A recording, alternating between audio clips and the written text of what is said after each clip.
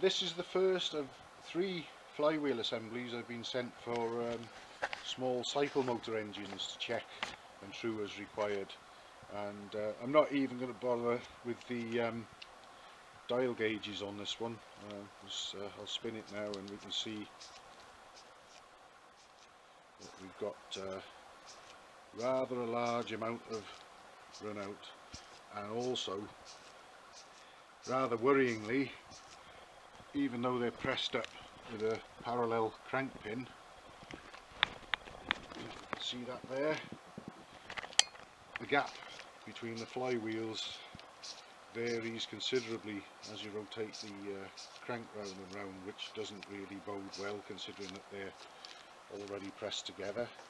So I don't know what, if anything, I'll be able to do with these, but I'll have a go. But this is really just to sort of demonstrate what they were like before any efforts made to try and sort them out. Like I say, it may, depending on what's happened when the flywheels have been pressed onto the crank pin, it may be salvageable, it may not. So my next job is to find out, I guess, and we'll take it from there. Here is that Cyclemotor crank again, the first one of 3 that I'm going to be doing, and I think I've done all I can with this one. It's probably not going to be my finest moment, but I made a video of it how it was before, and I've got it as close as I can get it, which is this. And sadly, you can see a little bit of a sort of wander in the flywheels. The gap between them changes as I spin the crank. If I set them so that the gap is even, there's terrible run out on it. So I think there's some sort of problem between either the bore in one or both of the flywheels for the main shafts, or even possibly the crank pin itself, although I don't really think it's the crank pin. It all seems to sort of fit together and hold quite well anyway. And actually, although that flywheel is wandering side to side, if we can pick up the glint of the light shining on it, you can see that that is actually pretty well staying put. So the faces or rims of the flywheels are probably actually running in quite a true plane. But I've got us down to a point where I've got, it's actually just under, let's call it 2/1000ths of an inch run out on this main shaft. And there on this one we've got the 0.1 of a millimetre or 4/1000ths of an inch. The needles on the gauges are rising and falling together, so overall we can count that as 2/1000ths of an inch run out, which I'd have thought and hoped I might have been able to do better than that, but I think that's as good as I'm going to get with this. There's quite a bit of roughness on that main shaft there. I don't know what's going on with that, but I was sent these cranks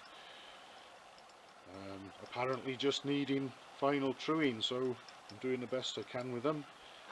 I think this one will be good to go. It should turn freely inside its bearings, I would have thought. Certainly going to be a lot better than it was before. It was way out of limits before. So that's the first one, and I've done everything I can with that. Well, here we have the second of the 3 Cyclemotor cranks that I've got to try and true up. And again, well, this one actually appears to be brand new. The other one looked like it might have been had some miles on it and been repaired and reused, but it came good. But this one looks like it's never been used, and well, don't even need the gauges to see that this one's way out. Interestingly, the flywheels appear to be running sort of parallel to each other, but look at them rising and falling there. You can see them next to the edges of the gauges, and the main shafts are wandering up and down with them at that point. So quite a bit to do there, if I can do anything with it. as I think it's going to be a matter of resetting the flywheels relative to each other, and the actual main shaft on this side seems to be out of true with the face of the flywheel as well. So I don't know where these things get made and who puts them together, but that's a terrible job. I'll be quite impressed with myself if I can do anything with that. So there's the before video, and we'll see what I can do with it. Well, here's that second Cyclemotor crankshaft that I've had here for truing, and we've seen the before clip, and now this is the after clip. I've got to say that this is not very good at all. I don't rate this as, well, I can't rate it as one of my best efforts or achievements. I've done the best I could with it, and here it is, and we'll see why in a moment. Right, we've got 6/1000ths of an inch showing on that clock, and we've probably got, on a metric scale, the equivalent of perhaps 1.5. So let's say we've got 4.5 thousandths of an inch run out there, because the needles on the gauges are actually moving in the same direction as each other. But whether the camera will pick it up, you can actually see, or I can see, the edge of the flywheel wandering crossways relative to the main shaft. Right, and likewise this one on this side a little.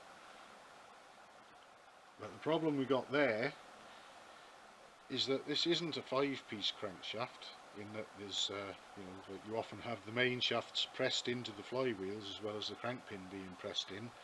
These flywheels, as we can see here on this one, which is the same, are actually integral with the main shafts. So they've been machined like that. They've been machined skew-if, if you like, with a run out between the flywheel and the main shaft, which is integral with the flywheel. So there's absolutely nothing that can really be done about that. I've got the main shafts, I won't even say running true, I've got them running as true as I can get them, which is much better than they were when the cranks arrived. But the flywheels need to be set like that in order to achieve it, which is not very good at all. And again, like my first crank that I had in here, you can see, hopefully see, the light reflecting across the rims of the flywheels. You can see that that's actually true as well, but you can also see them, the gap opening and closing as they spin, but they are actually running pretty true in the vertical plane, but not side to side, because the flywheels aren't parallel or true to the main shafts that are part of them. So there's no more I can do than that with that. That is the best I can do. Not bad manufacturing. Okay, here's the last of the 3 Cyclemotor crankshafts that I've been sent to check and true, and I've got my keen assistant Millie the cat watching here. And this crank is the only one of the 3 that I've decided to leave alone and not do anything with. Although, interestingly, I've had to rig up this. It's actually a 13mm socket, this, which is a good tight fit over the end of the main shaft there. So there goes Millie, and it butts up to the centre there, the fixed centre that I've got in the lathe. And the reason I've got that is because the threaded hole in the end of the crank is actually drilled in the main shaft, is drilled off centre, or out of concentricity to the outer diameter of the main shaft there. So every time I used the centre into the end of the threaded hole, we had a run out of about 3/4 of a millimetre anyway, just because of that. So I've managed to use this 13mm socket to put between them and catch the outer diameter of the main shaft, so that I can spin it truly and this is what I've got. And although these figures are not great, they're probably about as good as you're likely to get with cranks like this, I'd say, judging by my experiences earlier on. And we've got a maximum deviation of 5/1000ths of an inch on that gauge, and we're looking at actually about the same on that one. And although the needles aren't moving exactly at the same moment, there's a little bit of a delay between one and then the other, I don't think we've ever got any more than a few thou run out there.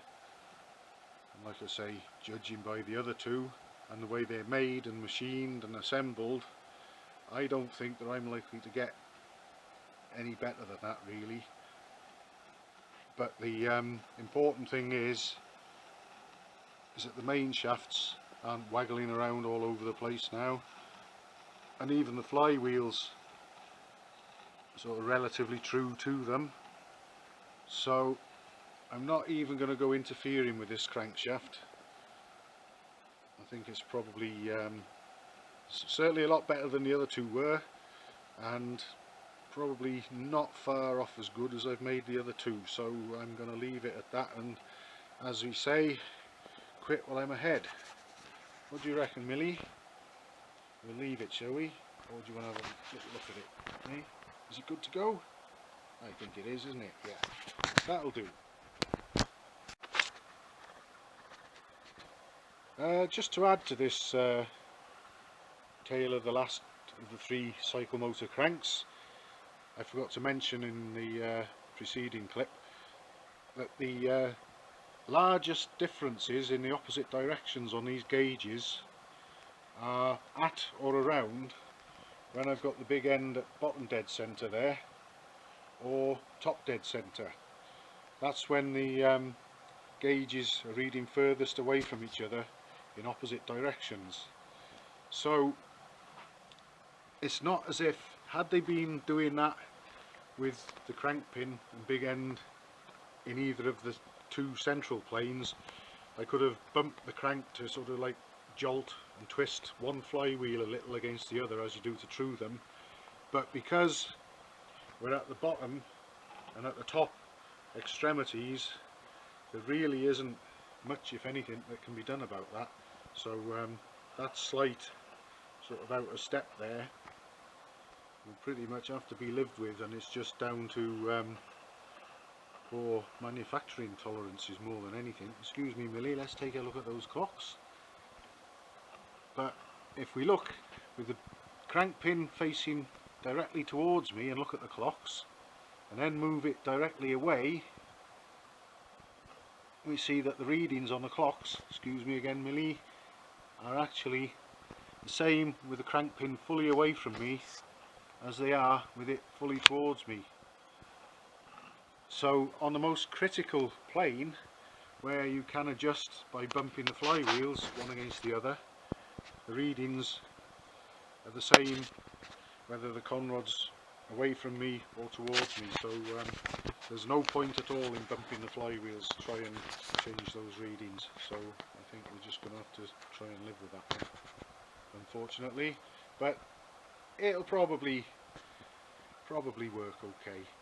It's not ideal at all, but it will probably work okay, which is better than what either of the other two were as they arrived. And this is now, if you like, the worst of the three, so that's alright really. Best I can do with them. Well, after a quick discussion with Millie the cat, we decided that we'd take another look at this crank and just make a few minor adjustments, and we've now got this.